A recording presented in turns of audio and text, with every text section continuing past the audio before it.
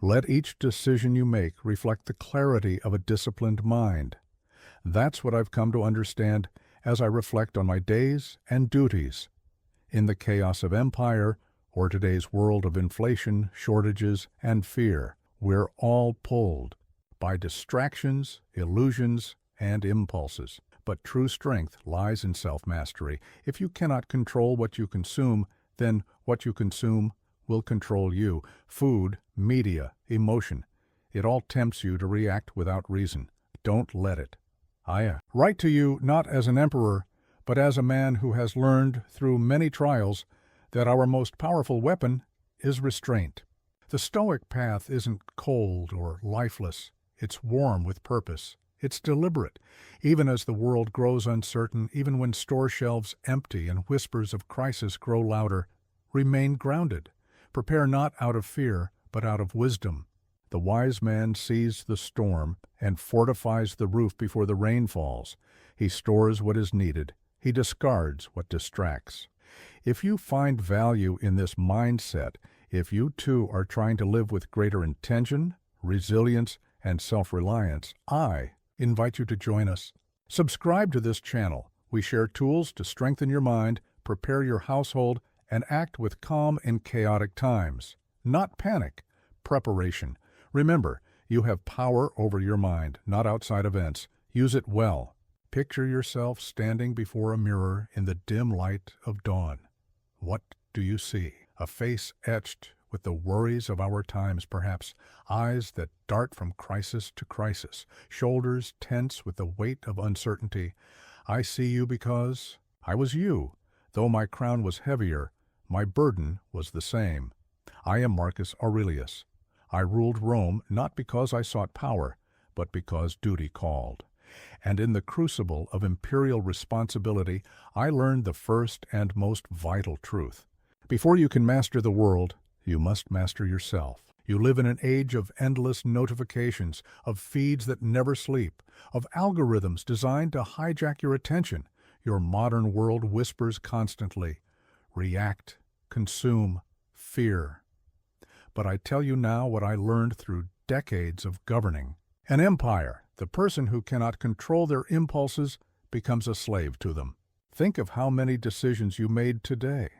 How many were truly yours? How many were reactions, programmed responses, choices made in haste or fear or simple habit? This is where we begin our journey together, not with stockpiles or bunkers or elaborate plans, but with the foundation of all survival, a disciplined mind.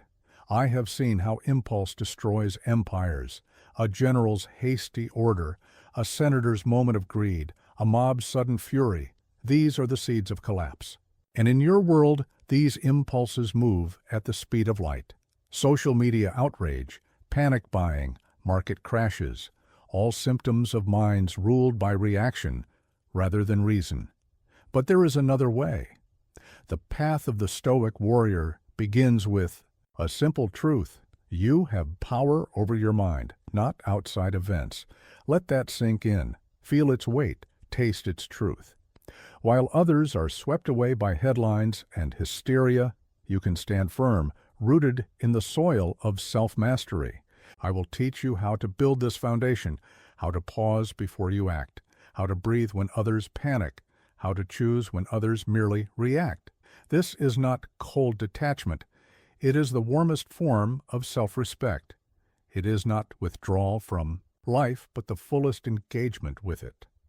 Consider how many empires have fallen while their citizens scrolled through feeds. How many fortunes were lost while investors chased emotions. How many opportunities slipped away while minds wandered in digital dreams. The first rule of survival, of true preparation, is this: master your attention, and you master your life. Let others chase the noise. You will learn to find signal in silence. Let them react to shadows. You will learn to respond to substance. While they drown in information, you will filter for wisdom. This is the emperor's first rule, as true now as it was in my time. The fortress of the mind must be built before the fortress of stone. So begin here. Begin now. When you feel the urge to check your phone, pause. when markets tumble and headlines might scream. Breathe. When the crowd runs, stand still and think. These small moments of mastery are your first steps toward true sovereignty. Remember, an emperor without self-control is just a slave in purple robes. A prepper without mental discipline is just a hoarder with extra food. True power, true preparation begins within. Master yourself first, and the mastery of external challenges will follow naturally, like water flowing downhill. This is your first lesson, and it is also your last. Every principle we explore together will return to this foundation. Every strategy we discuss will build upon this truth. The person who rules their own mind has already won the most important battle. The rest is merely logistics. Stand with me for a moment in the heart of ancient Rome. The markets overflow with grain from Egypt, silk from China, spices from India. The aqueducts flow eternal. The Colosseum roars with spectacle. The empire seems eternal, invincible, abundant beyond measure. Now fast forward. Watch those same markets empty, those aqueducts crack, those crowds thin and scatter. I witnessed the beginning of this decline. You, my friend, are witnessing its modern echo. Your supermarkets gleam with infinite choices. Your tap flows with clean water. Your screens stream endless entertainment. But let me share a truth I learned as emperor. Abundance is often the final illusion before scarcity strikes. The shelves look fullest just before they empty. Consider how your society has built itself on the assumption of endless growth, endless energy, endless stability. Your supply chains stretch across oceans, balanced on the knife edge of just-in-time delivery. Your food travels thousands of miles to reach your plate. Your medications depend on ingredients from dozens of countries. Does this sound like strength to you? Or does it sound like Rome's dependence on Egyptian grain, a weakness waiting to become a wound? I watch your world now and see the cracks forming, inflation eating away at savings like rust on a blade, products shrinking while prices swell, empty spaces on shelves masked by careful arrangement. The first signs are subtle, as they always are. The wealthy notice last, as they always do. But you must cultivate awareness without succumbing to fear. This is the Stoic's way. When I saw barbarians at our borders, I didn't panic. I prepared. When I saw corruption in the Senate, I didn't despair. I acted. You must do the same as you watch your modern empire show its age. Look closely at your local stores. Notice which items disappear first when storms are forecast. Watch which products become intermittently unavailable. These are the canaries in your coal mine, not to make you afraid, but to make you aware. The wise person sees the gaps between the abundance. Your world has built itself on the illusion of infinite choice, 30 types of breakfast cereal, 50 kinds of shampoo. But beneath this illusion of variety lies a fragile foundation. Most of these choices depend on the same few suppliers, the same vulnerable supply chains, the same assumptions of stability. I teach you this not to prophesy doom, but to awaken wisdom. The fall of an empire is not a single dramatic moment. It is 1,000 small erosions, a gradual thinning of options, a slow reduction of quality, a quiet replacement of abundance with scarcity. What can you do with this knowledge? First, see through the illusion. Understand that today's abundance is not guaranteed tomorrow. Second, begin to build real abundance, knowledge, skills, local connections, sustainable supplies. Third, learn to want less while becoming capable of more. Remember, the Stoic prepares not because they fear the future, but because they respect reality. They see through the comforting lies of endless abundance. They understand that all empires have their seasons, all systems have their cycles, all abundance eventually finds its limits.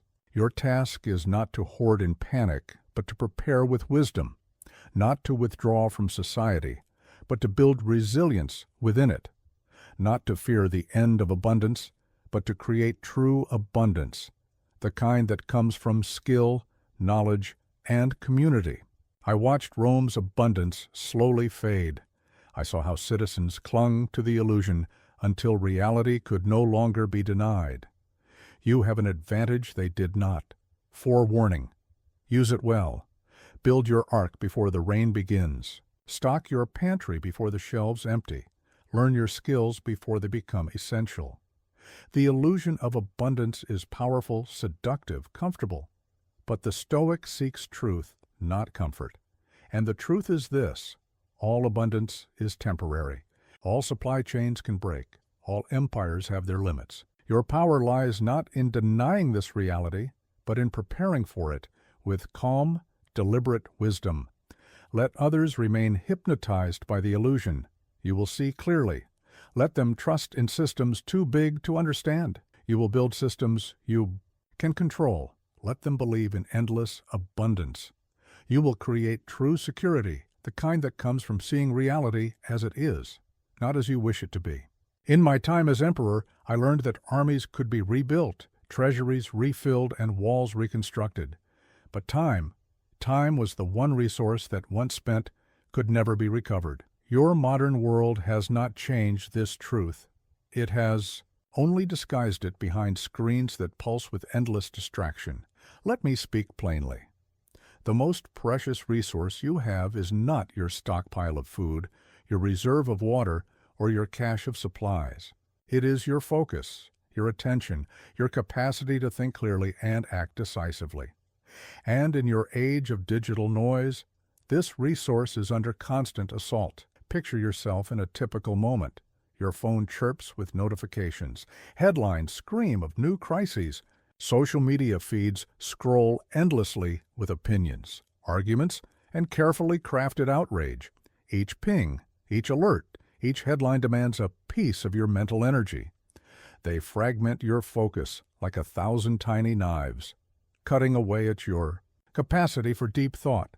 I wrote my meditations by candlelight, in moments stolen from the demands of empire. But you live in an empire of distraction that never sleeps. Your devices follow you into your bedroom.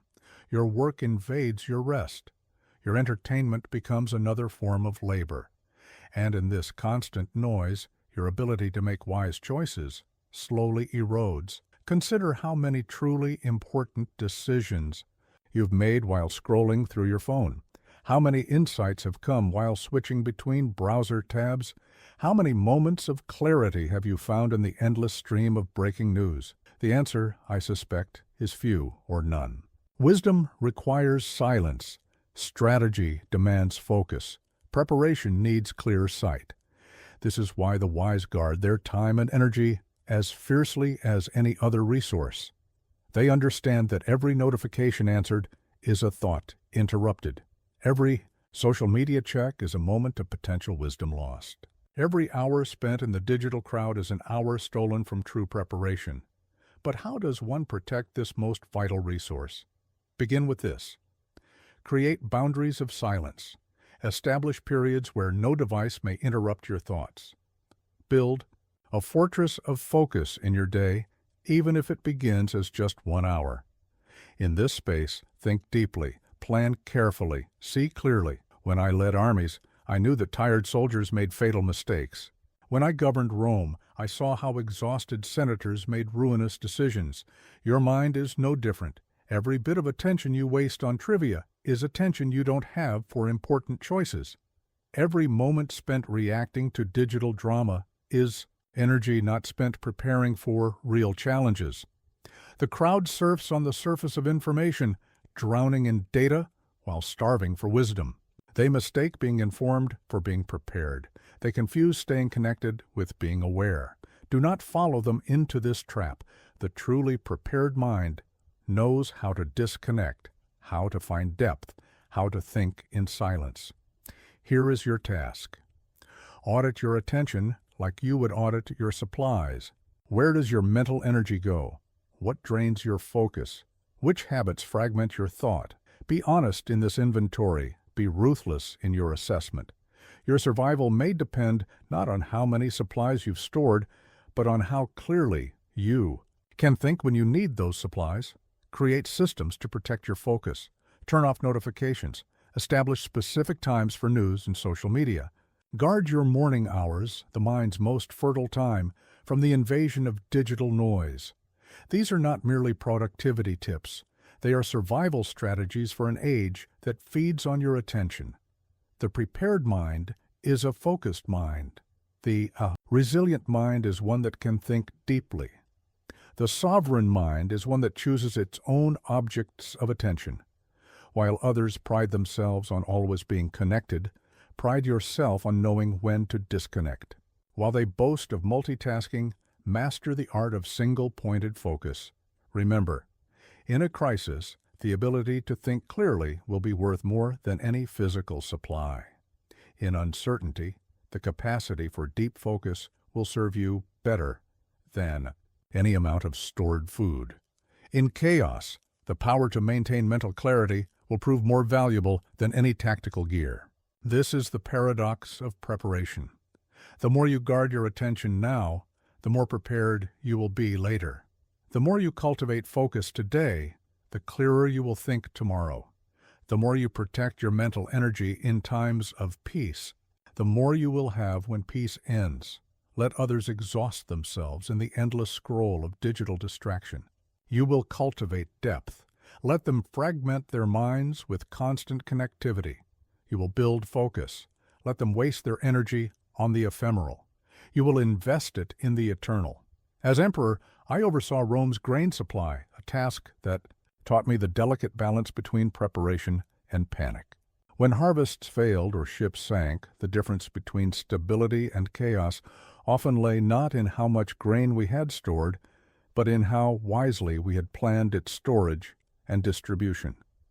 Today, I watch your world grapple with similar challenges, though on a scale that would have staggered even Roman imagination.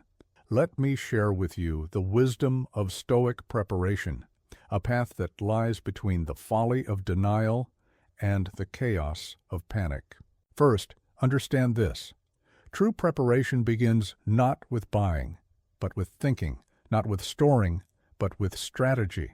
The wise person prepares like a general plans a campaign, with careful thought, clear purpose, and calm deliberation. Consider how I would approach storage in your time.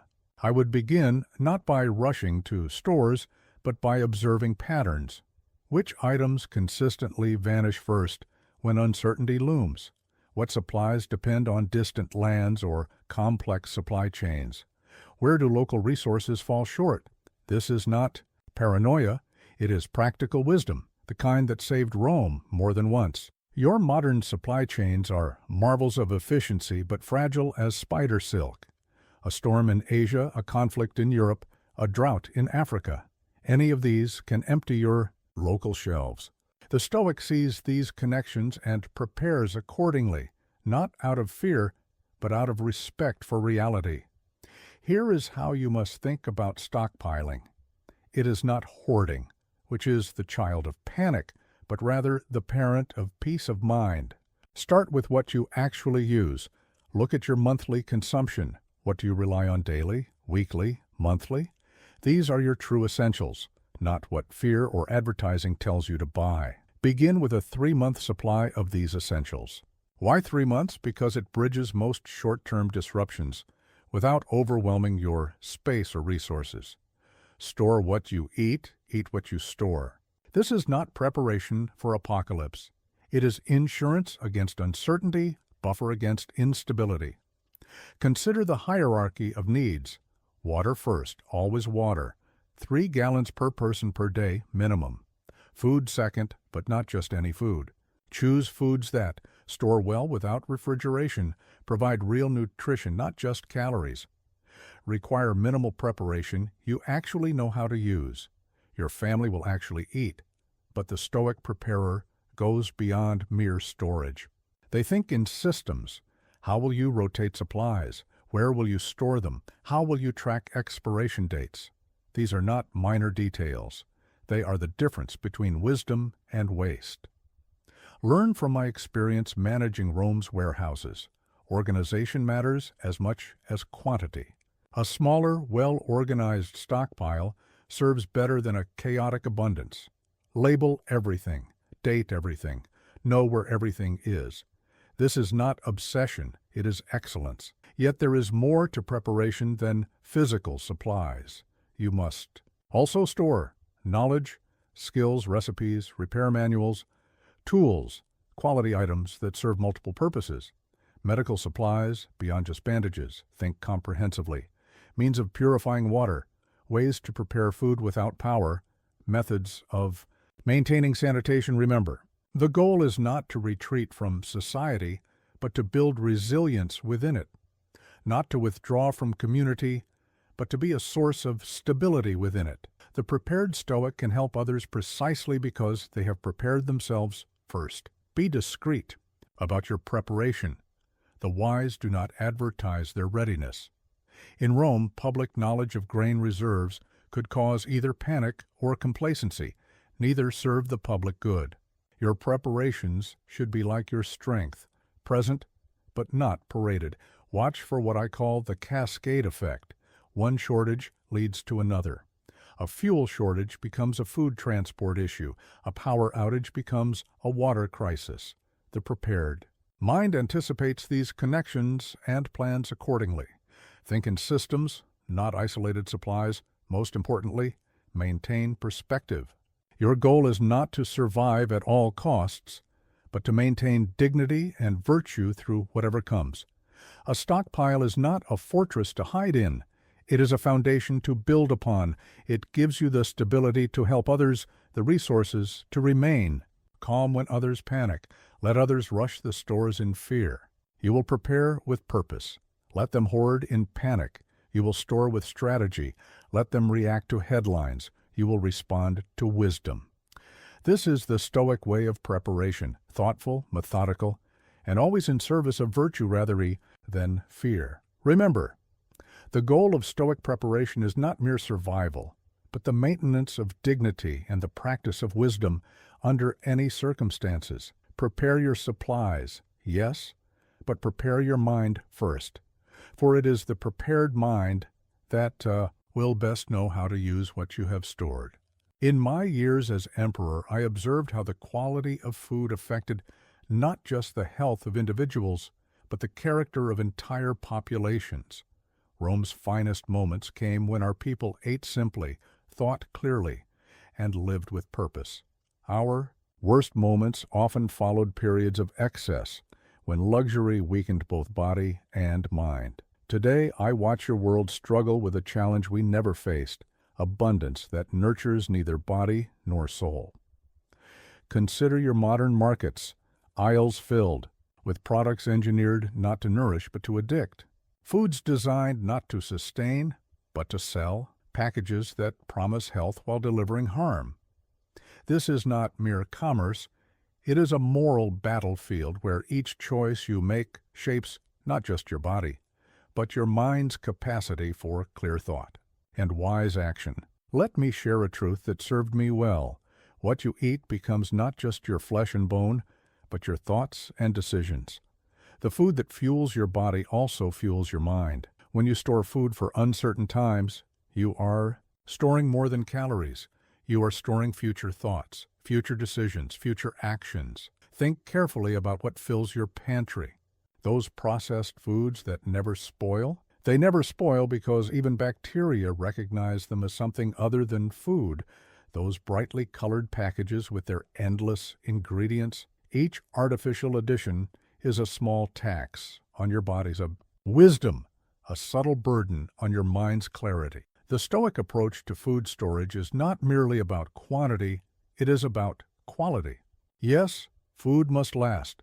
Yes, it must provide energy, but it must also support clear thinking, maintain stable energy, promote physical resilience, enable mental fortitude, connect you to natural cycles, respect both body and earth.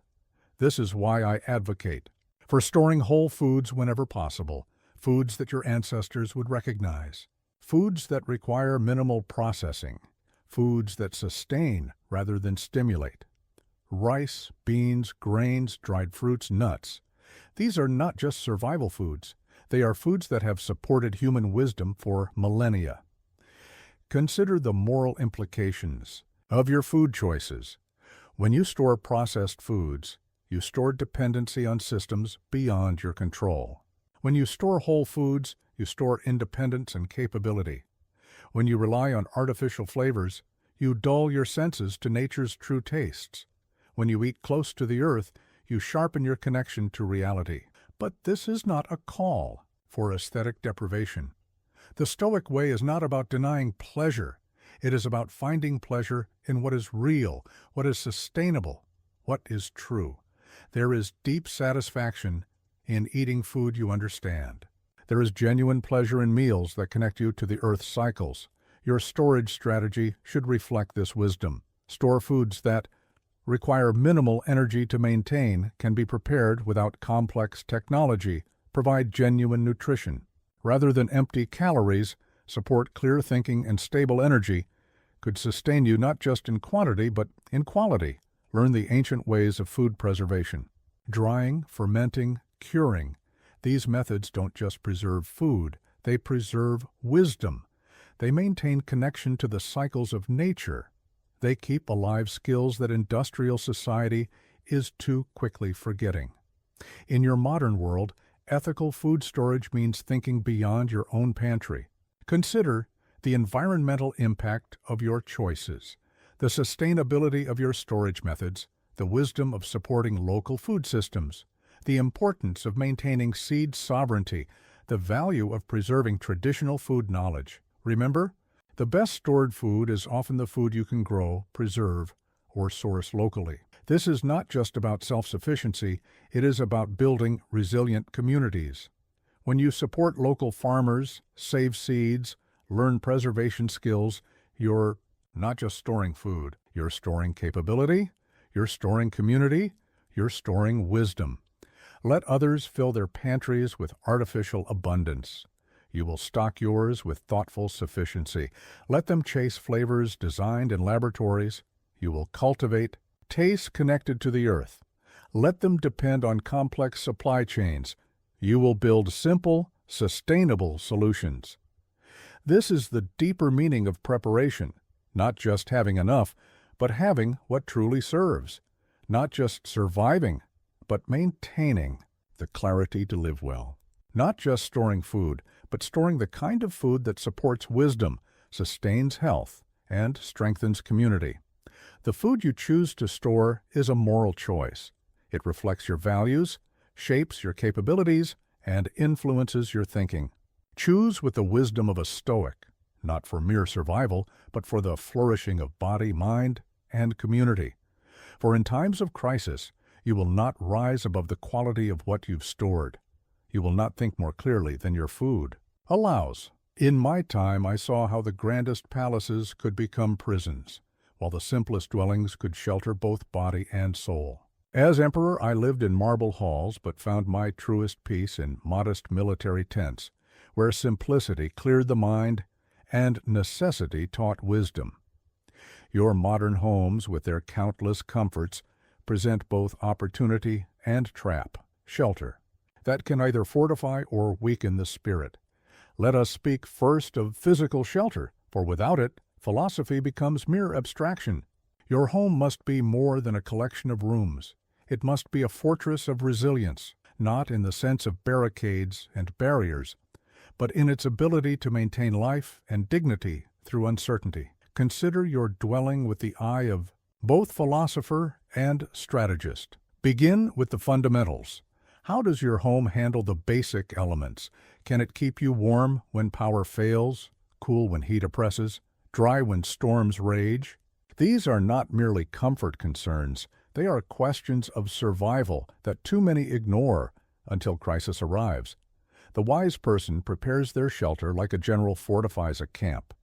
Multiple ways to maintain warmth, redundant methods of cooling, various sources of light, different means of cooking, alternative ways to sanitize water, diverse methods of waste management, but physical preparation is only the beginning. Your home must also be a sanctuary for the mind, a place where wisdom can flourish even in troubled times.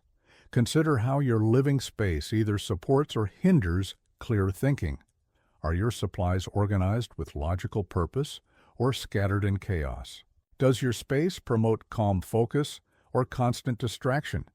Can you find what you need quickly, or does disorder create stress? Does your environment encourage mindfulness or mindless consumption? I teach you this. The way you maintain your home reflects and affects the way you maintain your mind. Cluttered spaces create cluttered thoughts.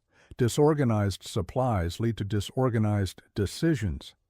The prepared home is not just stocked, it is structured. Not just filled, it is fulfilling. Think deeply about the concept of maintenance. In Rome, I learned that maintaining an empire was far harder than conquering one.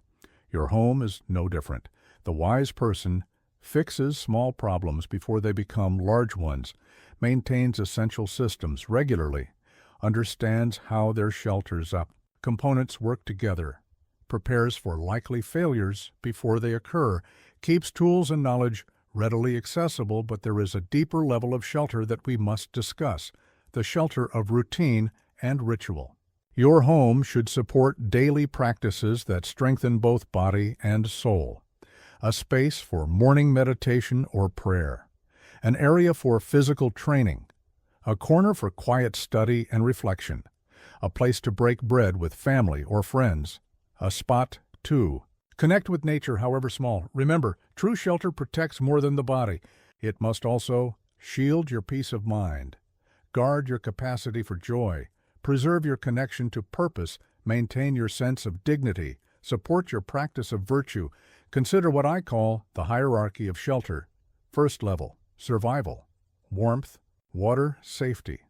Second level, sustainability, food preparation, waste management, repair capabilities. Third level, sovereignty, independence from fragile systems, ability to maintain dignity in crisis. Fourth level, spirituality, space for reflection, connection, growth.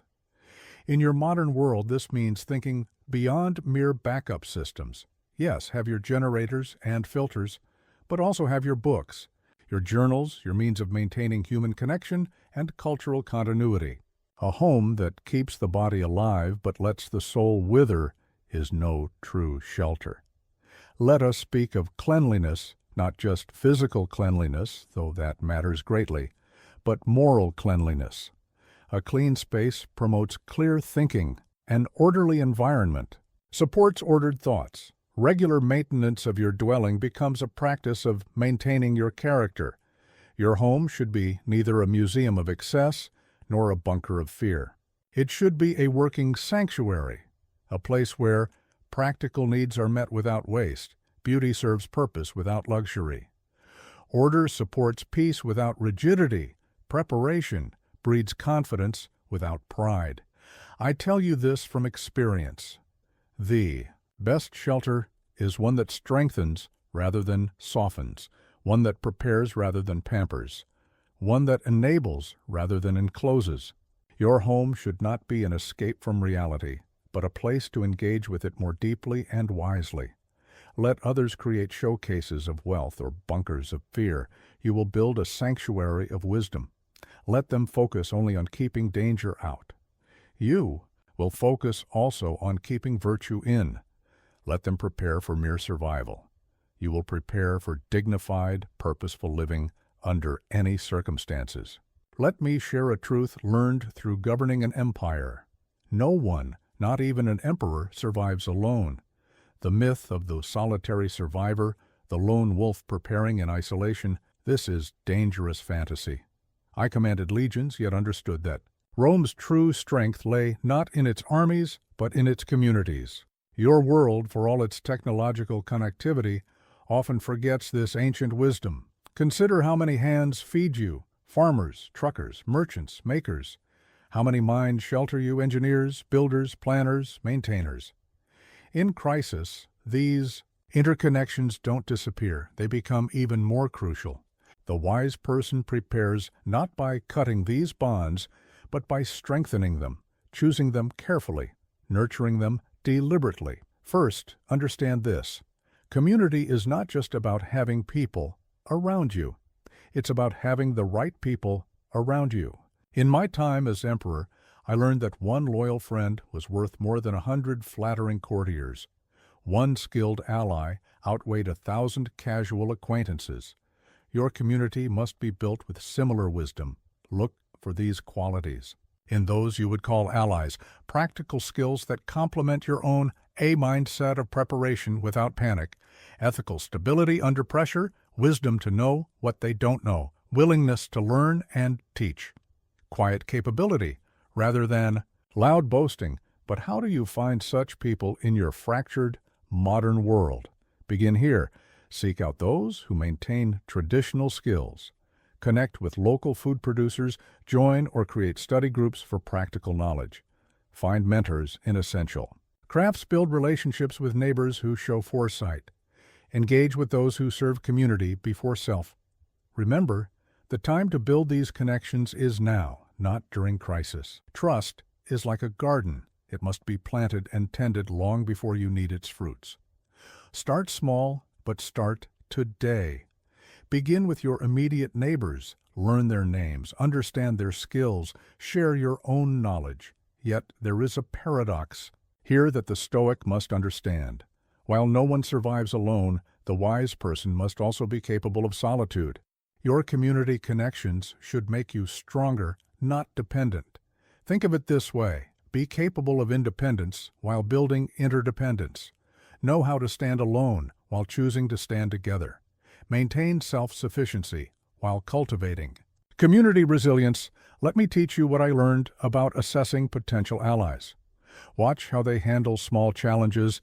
It reveals how they'll face large ones. Observe their daily habits. They show their true character. Notice how they treat those who can't help them. It shows their ethical core. See how they handle others' success. It reveals their spirit. Listen to how they speak of absent friends. It predicts how they'll speak of you. But building community isn't just about choosing allies, it's about becoming worthy of alliance. Ask yourself, what skills do you bring to your community? How do you add to collective resilience? What knowledge can you share? How do you strengthen common bonds? What resources can you contribute? The Stoic approach to community preparation includes regular skill-sharing gatherings, collective resource planning, mutual aid agreements, shared equipment maintenance, combined bulk purchasing, joint emergency planning, yet there is a delicate balance here. Operational security matters. Not everyone needs to know everything. Share plans and resources on a need-to-know basis. Build concentric circles of trust. Inner circle, family, and closest allies. Second circle, trusted neighbors and friends. Third circle, skilled collaborators. Outer circle, general community connections. Remember, the goal is not to create an exclusive clan, but to build a resilient network. Not to withdraw from society, but to strengthen it. Not to prepare against your community, but to prepare with it. Consider the Roman concept of mutual obligation. Not charity, not business, but reciprocal responsibility. Each person contributes what they can, receives what they need, and the whole becomes stronger than its parts. Let others fantasize about going it alone. You will build lasting alliances. Let them hoard knowledge and resources. You will create networks of shared resilience. Let them fear their neighbors. You will turn neighbors into allies. For this is the deepest truth I learned as emperor. The strongest fortress is not built of stone, but of trusted relationships. The most valuable resource is not gold, but reliable allies. The greatest preparation is not a filled bunker, but a functioning community. Build your community like Rome built its roads, with careful planning, solid foundations, and regular maintenance. For when crisis comes, it is not your supplies alone that will save you, but the strength of the bonds you've forged in times of peace. As emperor, I witnessed how soldiers who trained rigorously in peace suffered less in war. The same principle holds true for all forms of preparation. The body you build in times of plenty becomes your fortress in times of hardship. Your physical vessel is not separate from your mind. It is the foundation upon which all other preparation rests. Let me speak plainly. Your modern world has created a dangerous illusion of physical optionalness. You sit in comfortable chairs, stare at glowing screens, and move less in a day than a Roman child moved in an hour. This is not progress. It is vulnerability masquerading as convenience. Consider how crisis demands strength. Carrying supplies demands strong shoulders. Securing shelter requires capable hands. Moving quickly needs conditioned legs. Working long hours calls for endurance. Staying calm requires physical resilience. The wise person trains not for appearance, but for capability. Not for show, but for service. Your body should be prepared to lift what needs lifting, carry what needs carrying, move when movement is needed, work when work is required, endure when endurance matters. But let me share a deeper truth. Physical training is not merely about building muscle or stamina. It is about teaching your mind to embrace discomfort, training your will to overcome resistance, developing confidence through capability, building resilience through regular challenge, understanding your true limits and capacities. Your training should follow these Stoic principles. Start where you are, not where you wish you were. Progress gradually but consistently. Focus on functional movement over aesthetic display. Build genuine strength, not merely the appearance of it. Train for resilience, not just performance. Consider this hierarchy of physical preparation. Foundational strength, the ability to move your own body weight. Basic lifting and carrying capacity. Core stability and joint health. Practical endurance, sustained work capability. Recovery between efforts, adaptation to physical stress, functional mobility, full range of useful motion balance and coordination. Ability to move in confined spaces, survival stamina, capacity for extended effort, resistance to fatigue, mental clarity, under physical stress. Remember, the goal is not to become an athlete, but to become capable. Your training should reflect real-world needs. Can you carry a wounded friend? Could you climb if you needed to? Are you able to work through fatigue? Could you walk long distances if required? Can you handle physical discomfort? Let me teach you about sleep, for it is the foundation of all physical capability. Make it regular and sufficient. Protect it as you would any other resource. Understand its role in mental clarity. Train yourself to rest effectively. Learn to sleep in less than ideal conditions. Your food must support your training. Eat for function, not just pleasure. Fuel your body with what it needs. Learn which foods serve your strength. Understand timing and portion practice. Occasional fasting to know your limits. But there is more to physical preparation than exercise and rest. You must also learn to regulate your breathing. Practice moving silently when needed. Develop awareness of your surroundings. Train your hands for detailed work. Condition your feet for distance. The wise person trains in all conditions, in heat and cold, in rain and wind, when tired and when fresh, under load and without, in comfort and discomfort. This is not about punishment or pride. It is about preparation. Each training session is a small investment in future capability.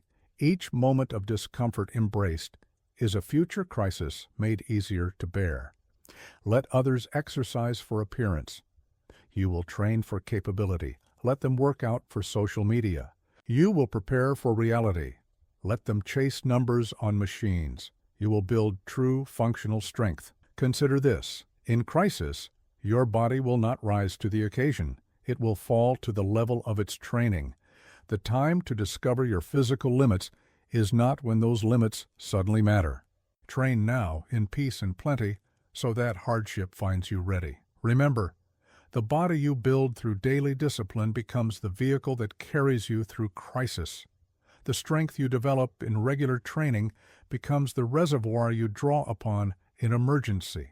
The discomfort you embrace in practice becomes the hardship you can handle in reality. This is the Stoic way of physical preparation. Not training for vanity, but for virtue.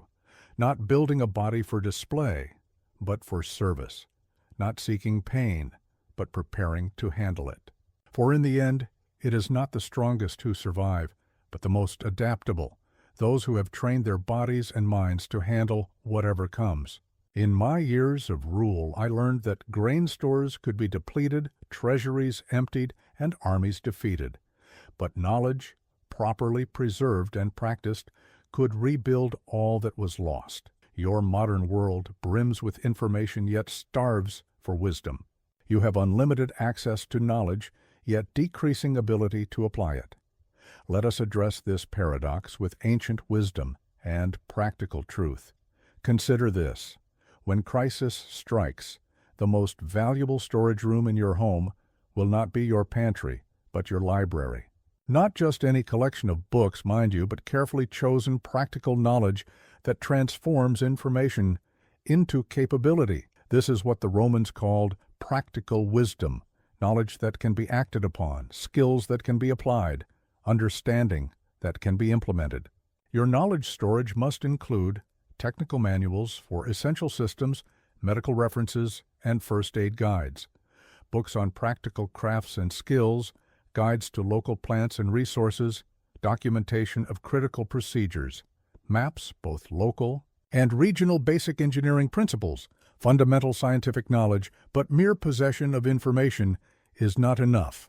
The Stoic approach to knowledge storage requires regular review and practice, physical copies, not just digital organization for quick reference protection, from elements, backup of critical information, translation into usable skills, think of knowledge, storage in layers, survival knowledge, first aid and emergency medicine, fire making and basic shelter, water purification methods, food preservation techniques, basic tool use and repair sustainability, knowledge food growing and harvesting natural, medicine and herbs, building and construction, energy systems and alternatives, water collection and management, reconstruction knowledge, basic engineering principles, chemical processes and formulas, mathematical foundations, historical techniques and methods, communication systems, cultural knowledge, history and philosophy, art, and music, literature and stories, traditional skills and crafts, ethical frameworks. Remember, the goal is not to become a walking encyclopedia, but to build a practical foundation of applicable knowledge. Focus first on what I call the critical knowledge triangle. What keeps you alive? What keeps you capable? What keeps you human? Your modern world has created a dangerous dependence on digital knowledge, wisdom trapped behind screens, dependent on power and connectivity. The wise person ensures that critical knowledge exists in physical form, printed manuals and guides, written procedures and protocols, physical books and references, hand-drawn maps and diagrams, personal notebooks and journals, but knowledge storage goes beyond books. You must also store tools for learning and teaching, materials for documentation, means of preserving information, ways to share knowledge, methods of practice and application. Consider how the Romans preserved knowledge through apprenticeship and practice by combining theory with application, through regular teaching and sharing, by maintaining written records.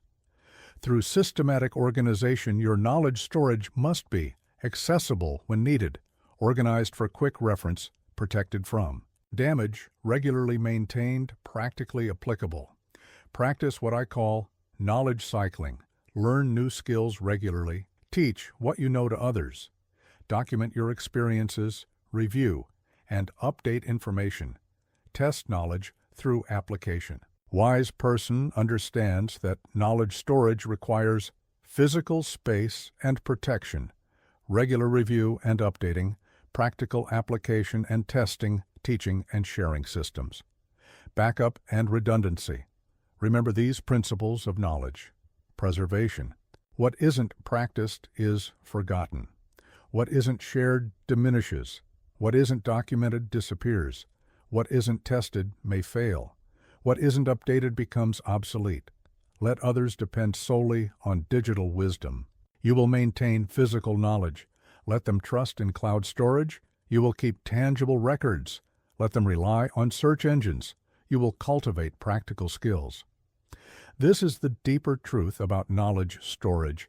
It is not just about collecting information, but about building capability. Not just about having references, but about developing understanding, not just about storing facts, but about preserving wisdom. Consider this. In any crisis, the most valuable people are not those with the most supplies, but those with the most applicable knowledge. They are the ones who can solve unexpected problems, adapt to changing conditions, repair what breaks, teach others effectively, maintain cultural continuity. This is why the Stoic preparer prioritizes knowledge alongside physical supplies. For when crisis comes, it is not just your stored food that will sustain you, but your stored wisdom. Not just your physical preparations, but your mental capabilities. Not just what you have, but what you know. Let your library be as carefully stocked as your pantry. Let your skills be as well maintained as your tools. Let your wisdom be as protected as your supplies. For in the end, it is not just survival we prepare for, but the continuation of human knowledge and capability. Let me share a truth few others can tell. I have seen government from both sides as its highest authority and as a philosopher who understood its limitations. As emperor, I witnessed how power could both protect and destroy, both serve and oppress. Your modern governments are larger, more complex, and more pervasive than Rome ever was. This makes them both more capable of help and more dangerous in crisis. First, understand this fundamental truth. Government is not good or evil. It is a tool, like fire. It can warm a home or burn it down. The wise person neither fully trusts nor fully rejects government, but understands its nature and prepares accordingly. Consider what I learned from the throne. Officials act on incentives, not just duties. Systems protect themselves before serving others. Good intentions often yield harmful results. Crisis amplifies both power and weakness. Rules change when systems are stressed. Your modern state has powers Rome never dreamed of. Surveillance beyond ancient imagination, control of digital communications, regulation of daily commerce, oversight of food and medicine, management of movement and travel. But with this, power comes brittle complexity, systems too intricate to fully function, dependencies too numerous to maintain, regulations too complex to enforce, promises too broad to fulfill, resources too stretched to deploy. The wise person understands this duality and prepares for both. When government help will come, when it will be delayed, when it might harm instead of help, when it will be absent entirely, when it's best to remain unnoticed. Let me teach you about reading official signals. Watch what they do, not what they say. Notice timing of announcements. Observe preparatory actions. Track resource movements. Study historical patterns. In times of crisis, government follows predictable patterns. First, they deny the problem. Then, they minimize its scope. Next, they promise solutions. Finally, they assign blame. Throughout, they seek control. Your preparation strategy must account for this cycle. Prepare before official warning act, before public announcement. Secure resources before restrictions. Build systems before regulations. Establish alternatives before need. But remember this crucial point. The goal is not opposition to authority, but independence from its limitations. Not resistance, but resilience. Not conflict, but capability. Consider these levels of governmental interaction. Compliance level. Follow sensible regulations. Maintain proper documentation. Fulfill civic duties. Preserve legal standing. Build positive. Relationships. Independence level. Develop private capabilities. Maintain resource autonomy. Create backup systems. Establish alternative networks. Preserve operational privacy. Wisdom level. Understand official patterns. Read between public lines. Anticipate. System stress. Prepare without panic. Act without drawing attention. The prepared person practices what I call quiet competence. Build capabilities without display. Maintain resources without hoarding. Develop skills without boasting. Create networks without noise. Prepare without paranoia. Remember these principles when dealing with authority. Official help may come too late. Systems protect themselves. First, regulations can change instantly. Privacy becomes precious in crisis. Independence preserves options, but also understand this. Good governance should be supported. Public service can be noble. Community systems matter. Official resources have value. Civic duty remains important. The wise person's approach to government resembles a skilled sailor's. Approach to the sea, respect its power without fearing it. Use its strength when available. Prepare for its dangers. Maintain independence from it.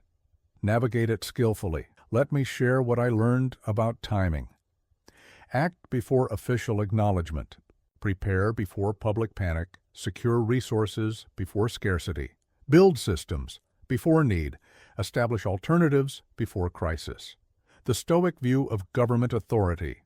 Neither rebel nor rely completely. Neither fight nor follow blindly. Neither trust. Nor totally reject. Neither oppose nor depend. Neither flee nor submit. Let others swing between blind trust and blind rejection. You will maintain balanced wisdom. Let them choose between complete compliance and complete opposition. You will find the middle path. Let them either depend fully or disconnect entirely. You will build sustainable independence. For this is the deepest truth I learned as emperor. The wise person understands that government is like weather, a force to be respected, prepared for, and navigated with skill. Not something to fight or flee, but something to understand and accommodate while maintaining your own capability and independence. Your task is not to battle authority, but to build capability. In my years commanding armies and governing an empire, I learned that soldiers who embraced hardship in training rarely broke under the real pressures of war. The same principle holds true for all preparation. Those who practice discomfort in times of plenty rarely shatter when comfort vanishes. Your modern world, with its endless conveniences, has created humans uniquely vulnerable to hardship's sudden arrival. Let me share a profound truth. Comfort is a poison, administered in small doses. Each convenience, each luxury, each small avoidance of discomfort adds another link to the chain of dependency. Your climate-controlled rooms, your instant meals, your constant entertainment, these are not progress. They are a form of subtle imprisonment. The Stoic path demands something different. Voluntary hardship as preparation, calculated discomfort. As training, deliberate challenge. As practice, chosen difficulty. As strengthening, intentional simplicity. As freedom, consider these levels of discomfort practice. Physical discomfort, cold exposure training. Heat adaptation, hunger, tolerance, sleep restriction. Physical exertion, mental discomfort. Extended silence, information fasting, solitude practice, boredom, tolerance, uncertainty.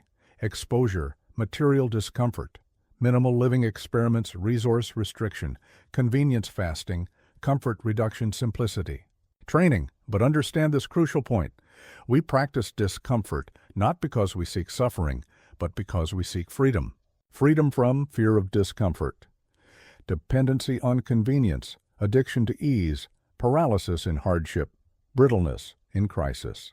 The wise person trains systematically. Start with small discomforts, increase duration gradually, vary the challenges, monitor. Responses. Build resilience progressively. Consider these practical exercises: cold showers in morning routine, fasting 1 day per week, sleeping on hard surfaces, walking in adverse weather, working without climate control. But remember, this is training, not punishment. Begin where you are. Progress systematically. Maintain safety.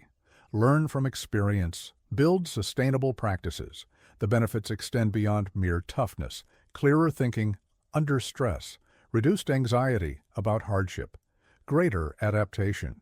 Capability improved stress tolerance. Enhanced decision-making. Think of discomfort training as insurance. You pay small premiums of challenge. You build reserves of resilience. You develop response patterns. You create mental toughness. You establish capability baselines. Let me teach you about strategic discomfort. Choose your challenges, control the conditions, monitor your responses. Learn from each experience, build progressive capability. The wise person understands these principles. Comfort breeds weakness, convenience creates dependency, ease leads to fragility, challenge builds strength. Difficulty develops capability. Your training should include temperature adaptation, hunger tolerance, physical discomfort, mental challenge, resource. Restriction, but maintain this balance. Challenge without damage, difficulty without danger, discomfort without harm, training without trauma, growth without injury. Consider these practice protocols: weekly comfort restrictions, monthly challenge periods, seasonal adaptation training, regular capability tests, progressive difficulty increases. Remember these key points. Start small but consistent. Build gradually but steadily. Vary challenges regularly. Monitor responses carefully. Adjust as needed wisely. Benefits compound over time. Increased physical resilience, enhanced mental toughness, improved stress response, greater adaptive capacity, reduced fear of hardship, but perhaps most importantly, you learn your true limits, you discover hidden strengths. You build quiet confidence, you develop real capability, you establish genuine resilience. Let others seek endless comfort. You will embrace strategic discomfort. Let them avoid all hardship. You will practice calculated challenge. Let them depend on convenience. You will develop true capability. This is the deeper wisdom of voluntary hardship. It builds without breaking. It strengthens without scarring. It challenges without crushing. It trains without traumatizing. It prepares without paralyzing. Remember, the goal is not to suffer, but to strengthen. Not to endure pointless hardship, but to build genuine resilience. Not to prove anything to others, but to develop real capability for yourself. Consider this final truth. When crisis comes, it will not ask if you are ready. It will not care if you are comfortable. It will simply test whatever level of resilience you have built. The time to embrace discomfort is not when it is forced upon you, but when you can choose its nature, timing, and intensity. For in the end, it is not the most comfortable who survive and thrive, but the most adaptable, those who have trained themselves to handle discomfort with calm capability and practiced resilience. As emperor, I lived among unimaginable luxury, golden plates, purple robes, endless servants, all the trappings of imperial power. Yet I found my greatest strength in simplicity. My clearest thoughts came not in marble halls, but in military tents. My wisest decisions emerged not from complexity, but from clarity. Your modern world drowns in complexity, mistaking complication for advancement, accumulation for security. Let me share what I learned about the power of simplicity. The more complex your life becomes, the more points of failure it develops. Each possession demands attention. Each commitment requires energy. Each complexity adds vulnerability. The wise person understands that simplicity is not deprivation, it is protection. Consider these fundamental truths. Simple systems rarely fail catastrophically. Simple needs are easily met. Simple plans are more likely to succeed. Simple lives are easier to maintain. Simple preparations are more reliable. Your modern existence has become a maze of dependencies, devices that need constant, updating systems that require continuous maintenance services, that demand regular payment possessions, that necessitate storage commitments that drain energy. The Stoic path advocates strategic simplicity. Own what serves, not what impresses. Choose what works, not what's trendy. Keep what matters, release what doesn't. Value function over appearance. Prefer reliability over novelty. Think of simplicity as a form of armor. Fewer vulnerabilities to exploit. Less maintenance to perform, reduced points. Of failure. Lower resource requirements. Greater operational clarity. Begin with your physical space. Remove the unnecessary. Organize the essential. Simplify your systems. Clear your spaces. Reduce your needs. But remember, simplicity goes beyond possessions. Simplify your commitments, clarify your priorities, streamline your routines, focus your efforts, minimize your dependencies. The wise person understands these levels of simplicity. Material simplicity, essential tools only. Functional possessions, minimal. Maintenance needs, clear organization, purpose-driven ownership. Mental simplicity, clear priorities, direct communication, focused attention, uncomplicated goals, straightforward plans, systemic simplicity, reliable processes, basic redundancy, easy maintenance. Clear procedures, minimal complexity. Consider how simplicity serves preparation. Simple systems are easier to repair. Simple needs are easier to meet. Simple plans are easier to execute. Simple lives are easier to maintain. Simple solutions are more reliable. Let me teach you about strategic reduction. Start with the non-essential, remove hidden costs, eliminate unnecessary dependencies, reduce maintenance requirements, simplify support systems. The benefits of simplicity include reduced stress and anxiety, increased mental clarity, greater physical space, enhanced focus and purpose, improved resource efficiency. But simplicity requires courage. Courage to own, less courage to need less. Courage to do less. Courage to be less busy. Courage to live more simply. Remember these principles. Complex systems breed complex problems. Simple systems enable clear solutions. Fewer possessions mean fewer worries. Less complexity creates more capability. Reduced needs increase resilience. Practice what I call strategic minimalism. Keep what serves purpose. Remove what creates burden. Simplify what remains. Organize with clarity. Maintain with ease. Consider these questions regularly. Does this serve or burden? Does this simplify or complicate? Does this free or constrain? Does this clarify or confuse? Does this strengthen or weaken? The path to simplicity requires regular evaluation, conscious choice, deliberate reduction, thoughtful organization, continuous refinement. Let others chase complexity. You will cultivate simplicity. Let them accumulate possessions. You will accumulate capability. Let them depend on complicated systems. You will rely on simple solutions. This is the deeper wisdom of simplicity. It creates space for what matters. It reduces points of failure. It increases real security. It enables true freedom. It builds genuine strength. Remember, the goal is not to live with nothing, but to live with what serves purpose. Not to reject advancement, but to choose what truly enables. Not to embrace poverty, but to create intentional sufficiency. For this final truth remains. When crisis strikes, complexity becomes vulnerability. The person with simple needs and clear systems will navigate chaos more effectively than one entangled in complicated dependencies and elaborate requirements. Simplicity is not merely a philosophy, it is a shield. Not just a choice of lifestyle, but a source of strength. Not a rejection of progress, but a recognition that true advancement often means reducing rather than adding, clarifying rather than complicating, and choosing what truly serves rather than what merely impresses. In my years commanding armies and governing an empire, I learned that soldiers who embraced hardship in training rarely broke under the real pressures of war. The same principle holds true for all preparation. Those who practice discomfort in times of plenty rarely shatter when comfort vanishes.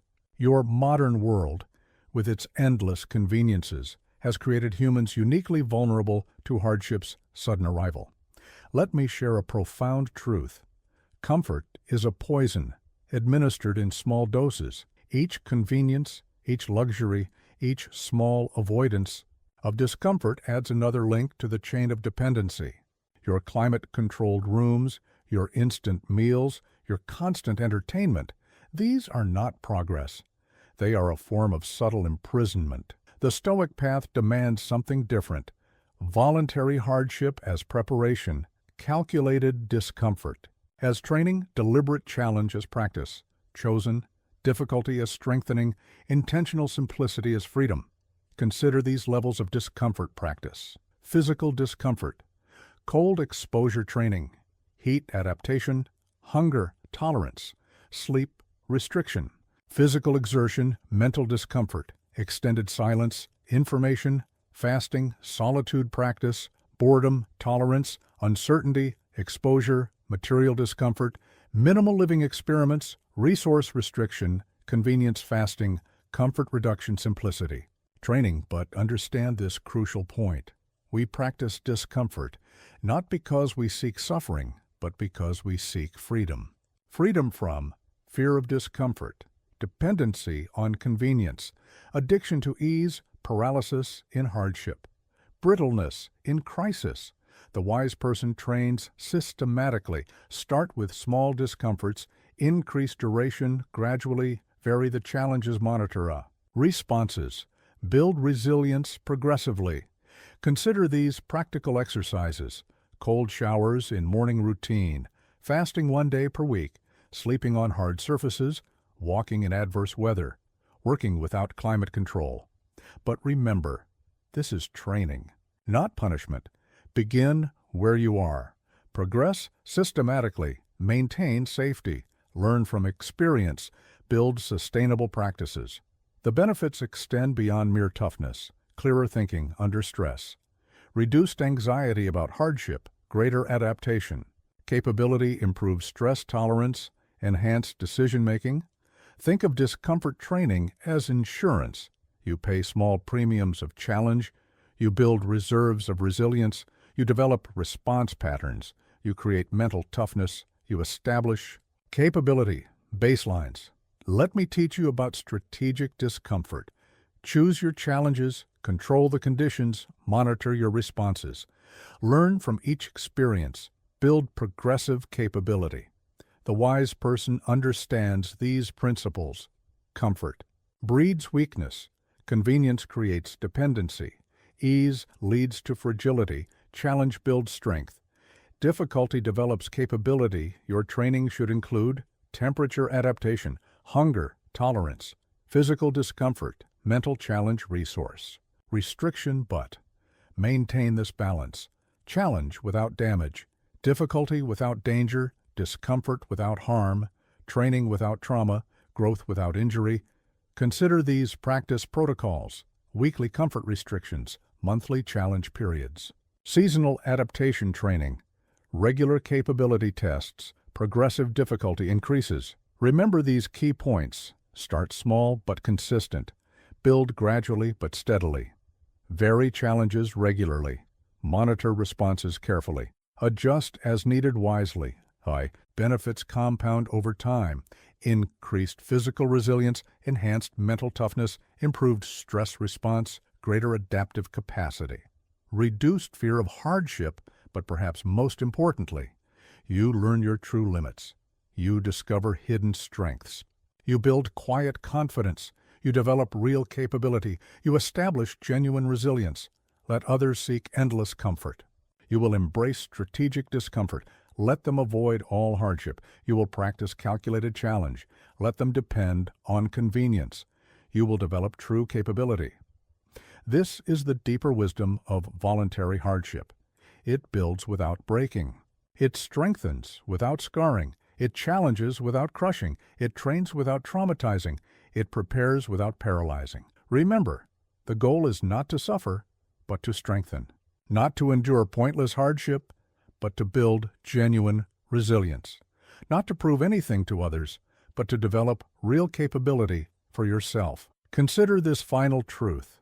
When crisis comes, it will not ask if you are ready. It will not care if you are comfortable. It will simply test whatever level of resilience you have built. The time to embrace discomfort is not when it is forced upon you, but when you can choose its nature, timing, and intensity. For in the end, it is not the most comfortable who survive and thrive, but the most adaptable, those who have trained themselves to handle discomfort with calm capability and practiced resilience. As emperor, I lived among unimaginable luxury. Golden plates, purple robes, endless servants, all the trappings of imperial power. Yet I found my greatest strength in simplicity. My clearest thoughts came not in marble halls, but in military tents. My wisest decisions emerged not from complexity, but from clarity. Your modern world drowns in complexity, mistaking complication for advancement, accumulation for security. Let me share what I learned about the power of simplicity. The more complex your life becomes, the more points of failure it develops. Each possession demands attention. Each commitment requires energy. Each complexity adds vulnerability. The wise person understands that simplicity is not deprivation, it is protection. Consider these fundamental truths. Simple systems rarely fail catastrophically. Simple needs are easily met. Simple plans are more likely to succeed. Simple lives are easier to maintain. Simple preparations are more reliable. Your modern existence has become a maze of dependencies, devices that need constant updating, systems that require continuous maintenance, services that demand regular payment, possessions that necessitate storage, commitments that drain energy. The Stoic path advocates strategic simplicity. Own what serves, not what impresses. Choose what works, not what's trendy. Keep what matters. Release what doesn't. Value function over appearance. Prefer reliability over novelty. Think of simplicity as a form of armor. Fewer vulnerabilities to exploit. Less maintenance to perform. Reduced points of failure. Lower resource requirements. Greater operational clarity. Begin with your physical space. Remove the unnecessary. Organize the essential. Simplify your systems. Clear your spaces. Reduce your needs, but remember, simplicity goes beyond possessions. Simplify your commitments. Clarify your priorities. Streamline your routines. Focus your efforts. Minimize your dependencies. The wise person understands these levels of simplicity. Material simplicity. Essential tools only. Functional possessions minimal. Maintenance needs. Clear organization, purpose-driven ownership. Mental simplicity. Clear priorities. Direct communication, focused attention, uncomplicated goals. Straightforward plans. Systemic simplicity. Reliable processes. Basic redundancy. Easy maintenance. Clear procedures, minimal complexity. Consider how simplicity serves preparation. Simple systems are easier to repair. Simple needs are easier to meet. Simple plans are easier to execute. Simple lives are easier to maintain. Simple solutions are more reliable. Let me teach you about strategic reduction. Start with the non-essential. Remove hidden costs. Eliminate unnecessary dependencies. Reduce maintenance requirements. Simplify support systems.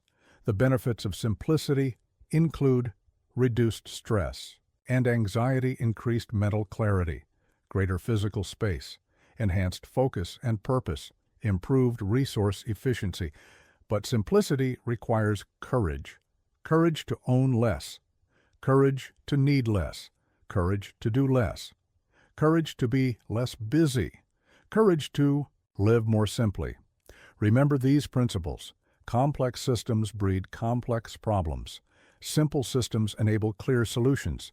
Fewer possessions mean fewer worries. Less complexity creates more capability. Reduced needs increase resilience.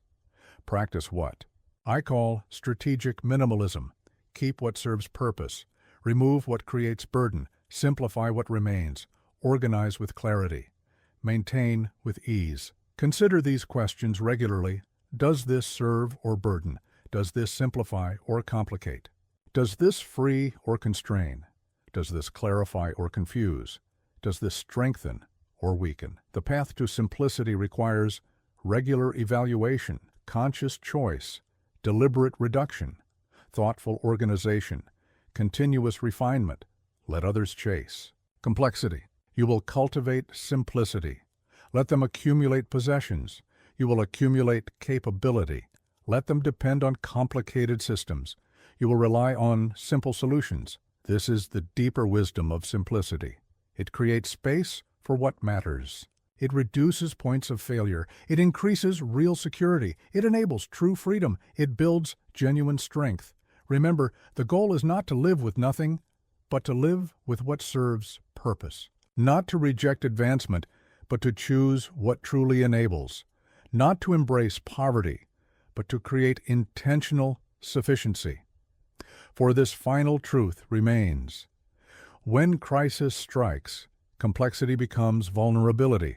The person with simple needs and clear systems will navigate chaos more effectively than one entangled in complicated dependencies and elaborate requirements. Simplicity is not merely a philosophy, it is a shield, not just a choice of lifestyle, but a source of strength. Not a rejection of progress, but a recognition that true advancement often means reducing rather than adding, clarifying rather than complicating, and choosing what truly serves rather than what merely impresses. As a father and an emperor, I learned that the greatest legacy we leave is not in our monuments or victories, but in the minds we shape.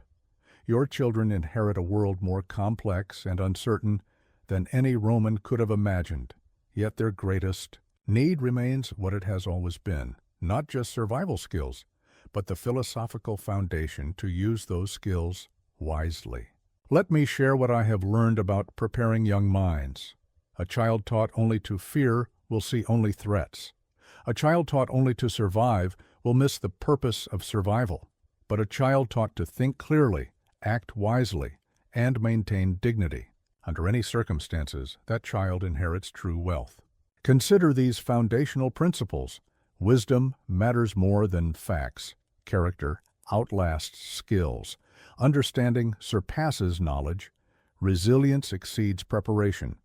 Philosophy underlies all practice. Your modern education often provides information. Without wisdom, skills without purpose. Knowledge without understanding. Training without philosophy. Preparation without perspective. The wise person teaches children how to think, not just what to think, how to learn, not just what to learn, how to adapt, not just how to follow, how to question, not just how to answer, how to grow, not just how to survive. Begin with these essential lessons: control of emotions, clarity of thought, strength of character, purpose in action, dignity in adversity. Teach these practical philosophies. Simple living brings freedom, hardship builds strength, knowledge requires practice, community creates resilience, nature demands respect. Consider these levels of education: physical preparation, basic survival skills, physical capabilities, practical knowledge, tool usage, safety awareness, mental formation, critical thinking, emotional regulation, problem solving, decision making, ethical reasoning, spiritual development, purpose understanding, value recognition, character. Building wisdom cultivation, meaning creation. Remember these teaching principles. Example exceeds instruction. Experience surpasses theory. Practice reinforces learning. Questions develop understanding. Challenges build capability. The wise teacher provides clear examples to follow, safe spaces to fail, time to reflect, room to question, challenges to grow. Build these foundational habits: regular reflection, daily responsibility, practical learning, ethical consideration, natural connection, but maintain balance between preparation and play, wisdom and wonder, capability and creativity, responsibility and joy. Learning and living. Teach children to understand. Actions have consequences. Choices create futures. Character shapes destiny. Knowledge brings responsibility. Wisdom requires practice. Help them develop.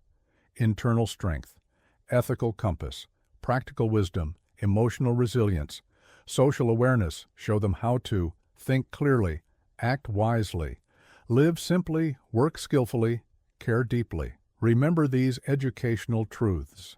Fear paralyzes growth. Anxiety blocks learning. Hope enables development. Purpose guides action. Wisdom illuminates path.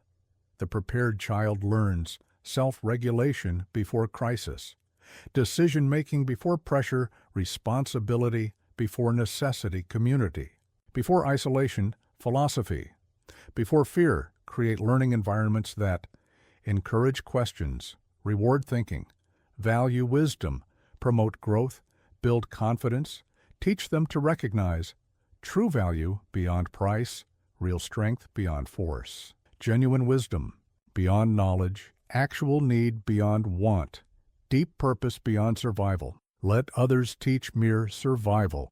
You will teach flourishing. Let them focus on fear. You will cultivate wisdom. Let them prepare for disaster. You will build for dignity. For this is the deeper truth about preparing the next generation. We do not serve them by passing on our fears, but by cultivating their wisdom. Not by burdening them with our anxieties, but by building their capabilities. Not by showing them what to fear, but by teaching them how to think. Consider this final wisdom about teaching children. The goal is not to create little preppers, but to develop wise, capable, resilient human beings. Not to make them fear the future, but to help them face it with confidence. Not to burden them with our concerns, but to equip them with timeless wisdom. For in the end, the children we prepare today will face challenges we cannot imagine. Their greatest protection will not be the supplies we store or the skills we teach, but the wisdom we help them develop and the character we help them build. When I commanded Rome's legions, I learned that battles are won in training grounds, not on battlefields. When I governed the empire, I saw how crises were averted through preparation, not merely survived through reaction. Your modern world, with its just-in-time systems and constant connectivity, has forgotten this ancient wisdom. The time to build strength is before you need it. Let me share what I learned about timing. There is a moment when preparation is possible, and a moment when it is too late. The wise person sees the difference and acts accordingly. They understand that calm waters are the time to build ships, clear skies the time to repair roofs, peace the time to forge strength. Consider these fundamental truths about preparation. Capabilities must be built before needed. Systems must be tested before relied upon. Knowledge must be gained before required. Networks must be formed before necessary resources must be gathered. Before essential, your modern dependencies include water from distant sources, food through complex supply chains, power from vulnerable grids, information through fragile networks, medicine via global systems. The wise person builds redundancy in water collection and purification, food storage and production, energy generation and conservation, communication, methods and backups. Medical supplies and knowledge begin with these essential systems. Water security, multiple collection methods, various purification systems, different storage solutions, alternative sources identified, regular testing protocols, food resilience, layered storage approach, multiple preservation methods, diverse supply sources, production capabilities, rotation systems, energy, independence, alternative power sources, multiple heating methods, various cooling solutions, light source options, cooking alternatives. But remember these crucial points. Systems need maintenance, supplies, require rotation, skills, demand, practice, knowledge. Needs updating. Plans require testing the prepared person maintains. Regular system checks, supply inventories, skill assessments, knowledge updates, plan reviews. Consider these preparation levels: immediate, 72 hours, short term, 2 weeks, medium term, 3 months, long term, 1 year, sustainable, ongoing. Practice these maintenance cycles: daily checks, weekly reviews, monthly assessments, seasonal updates, yearly overhauls. Remember these proactive principles: prevention exceeds cure, preparation surpasses reaction. Testing reveals weaknesses, practice builds confidence, maintenance ensures reliability. The wise person creates systematic approaches, regular routines, clear procedures, defined processes, measurable standards. Build these essential capabilities: water handling, food preservation, energy management, medical response, communication. Alternatives, but maintain perspective about resource allocation, system, complexity, maintenance requirements. Knowledge needs time, investment. Consider these warnings. Signs, systems too complex to maintain supplies, too extensive to rotate skills, too numerous to practice plans, too complicated to test resources, too divided to manage. Let me teach you about systematic preparation. Start with fundamentals. Build in layers. Test regularly, adjust as needed. Maintain consistently. The prepared person understands. Simplicity enables reliability. Redundancy provides security. Testing reveals reality. Practice ensures capability. Maintenance preserves function. Create. These documentation systems, inventory records, maintenance logs, testing results, skill assessments, plan updates, but remember these balances. Capability versus complexity. Redundancy versus reliability. Security versus accessibility. Preparation versus paranoia, readiness versus obsession. Let others wait for crisis. You will prepare with purpose. Let them react to emergency. You will respond with readiness. Let them scramble in chaos.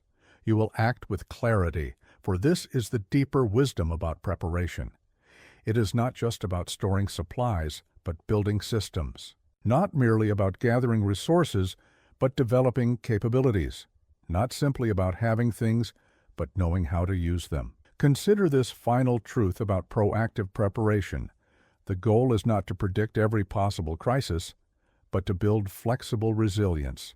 Not to prepare for specific scenarios, but to develop adaptable capabilities. Not to create perfect plans, but to establish robust systems. For when the storm comes, it will not ask if you are ready. It will not wait for your preparation. It will not pause for your planning. The time to build your ark, to forge your strength, to develop your capabilities is now, in the calm before the storm, in the peace before the chaos, in the abundance before the scarcity. I have stood before riotous mobs, faced palace intrigues, and witnessed how quickly public sentiment can turn from adoration to hatred. As emperor, I saw how panic spreads like fire through dry timber, how fear can transform rational citizens into a mindless mass, how quickly social order can dissolve into chaos. Your modern world, with its instant communication and viral emotions, has made these dynamics even more volatile. Let me share what I learned about maintaining sovereignty over one's mind when crowds lose their reason. The time to develop emotional stability is not in the midst of chaos, but in daily practice during peace. The person who cannot control their reactions to a social media post will not maintain clarity during real crisis. Consider these fundamental truths about crowd behavior. Panic spreads faster than reason. Fear drowns out wisdom. Groups amplify emotions. Masses simplify complexity. Crowds eliminate nuance. Your modern world accelerates these dynamics through instant global communication, viral emotional contagion, digital mob formation, virtual panic spreading, online hysteria. Amplification, the wise. Person maintains emotional sovereignty, mental clarity, rational analysis, independent thought, calm observation. Practice these daily disciplines: information filtering, emotional regulation, thought examination, reaction monitoring, response, control. Remember, these crowd patterns: fear drives action, panic eliminates thinking, groups seek simplicity, masses demand certainty, crowds punish dissent.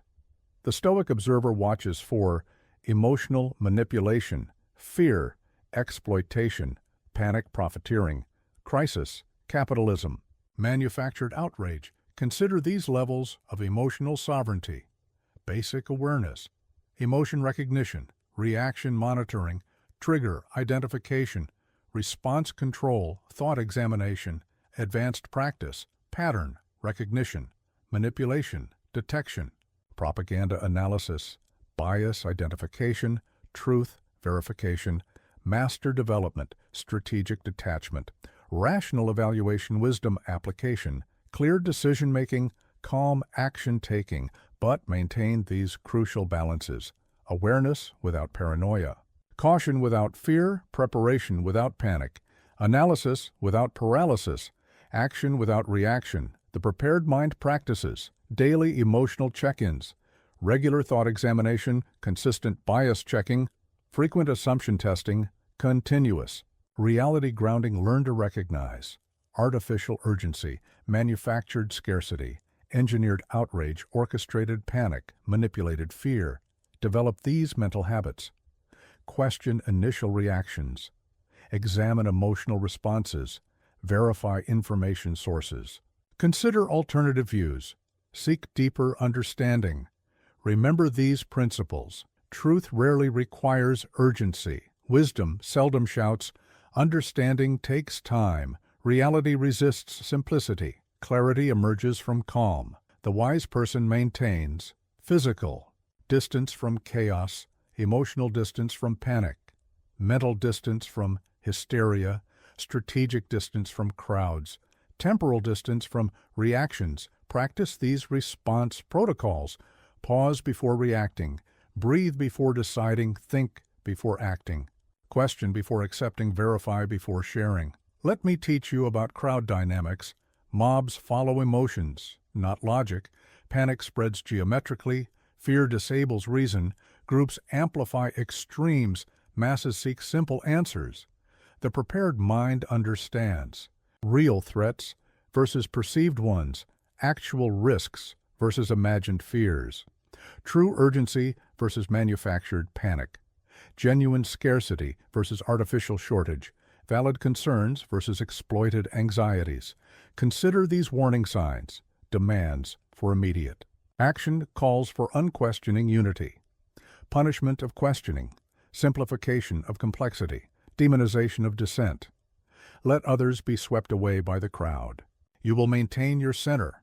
Let them react to every stimulus. You will respond with wisdom. Let them amplify panic. You will cultivate calm. For this is the deeper truth about emotional sovereignty. The ability to think clearly amid chaos is not a gift, but a practice. Not a talent, but a discipline. Not a trait, but a choice made thousands of times in small moments. Remember, the goal is not to become unfeeling, but to feel and think with clarity. Not to ignore reality, but to see it more clearly than those blinded by emotion.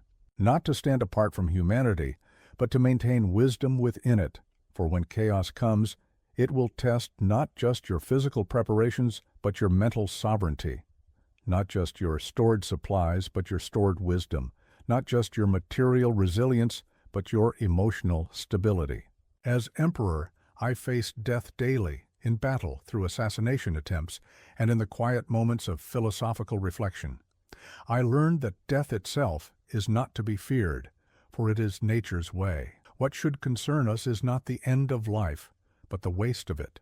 Not death, but dying without having lived with purpose. Your modern world, with its endless distractions and artificial immortality projects, often forgets this fundamental truth. Let me share what I learned about the relationship between death and preparation. We prepare not to avoid death, which is impossible, but to live with dignity and purpose until death arrives. The wise person understands that true preparation is not about extending life at all costs, but about living well while we have it. Consider these fundamental truths. Death gives life meaning. Mortality creates purpose. Endings define actions. Limits generate value. Finiteness breeds wisdom. Your modern world often denies death's reality, hides mortality's presence, avoids death's discussion, fears death's approach, wastes life avoiding death. The wise person understands death is natural, not tragic. Preparation serves life. Purpose exceeds survival. Legacy transcends death. Wisdom outlasts the wise.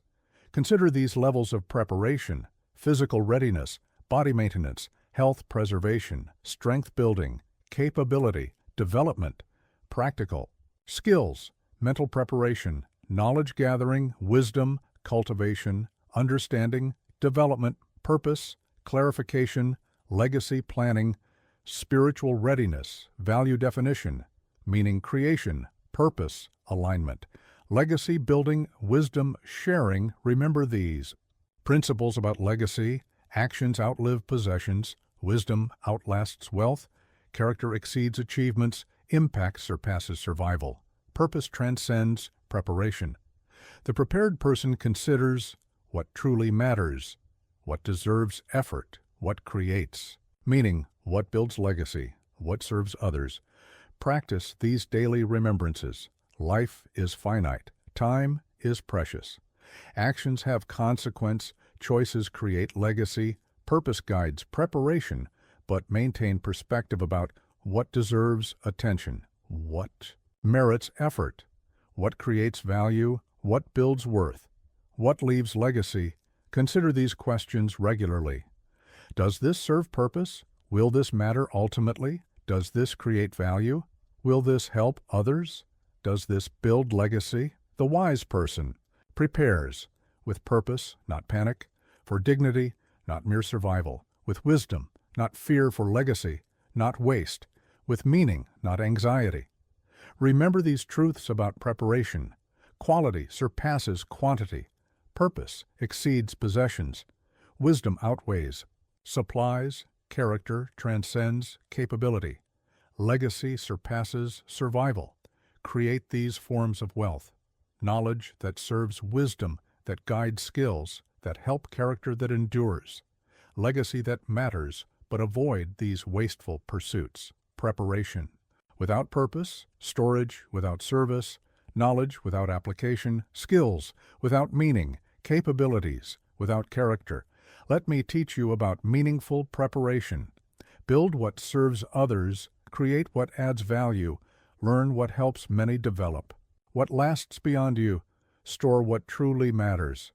The prepared person understands. Death gives life context. Mortality creates meaning. Limits generate purpose. Endings define choices.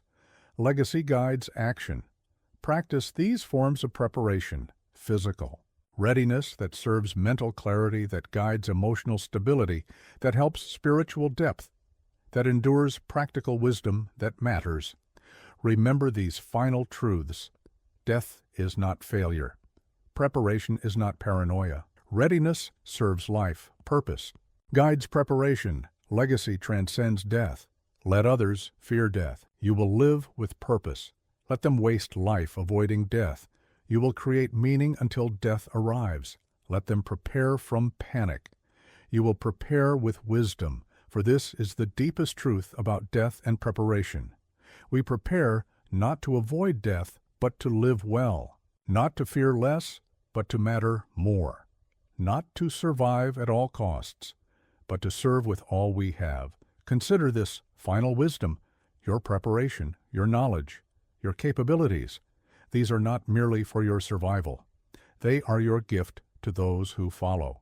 Your legacy is not in what you stored, but in what you shared, not in what you kept, but in what you gave, not in how long you lived, but in how well you served. For in the end, death comes to all. But waste, the waste of life, of purpose, of potential, that is a choice. Choose wisely, prepare thoughtfully, live fully. For while death is certain, legacy is chosen. While life is finite, meaning is created. While time is limited, purpose is eternal.